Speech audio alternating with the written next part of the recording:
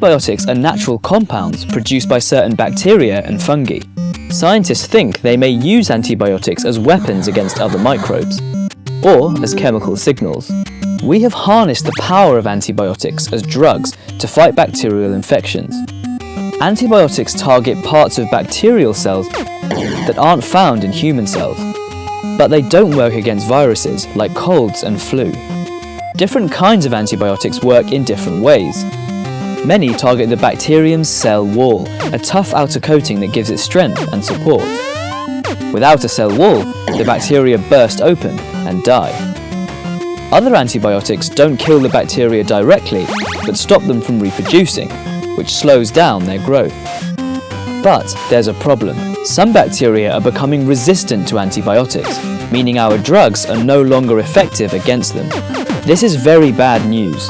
A world without antibiotics would be like going back to the Dark Ages. Simple operations or mild infections could kill. Today, 700,000 people around the world die every year because they become infected with resistant bacteria. By 2050, this figure could rise to 10 million.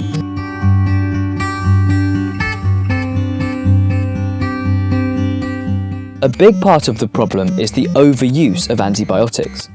Antibiotics don't last forever, and bacteria do eventually develop resistance to our drugs. But by overusing antibiotics and overexposing bacteria to them, we've greatly accelerated this process. For example, over time, bacteria can evolve ways to pump antibiotics out of the cell, like bailing water from a sinking ship. Or they can produce chemicals that target and neutralize antibiotic molecules. To make things worse, bacteria can also transfer genes for resistance between each other, and even to other species. This means that once resistance develops, it can spread very quickly.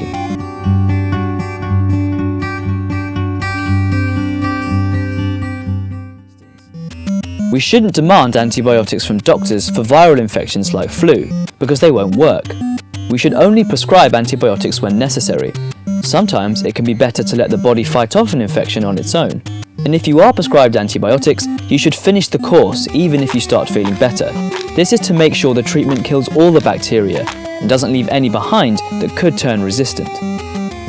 Worldwide, we need to reduce the amount of unnecessary antibiotics used in healthcare and farming. We also need to fund research to develop new drugs and improve our existing ones.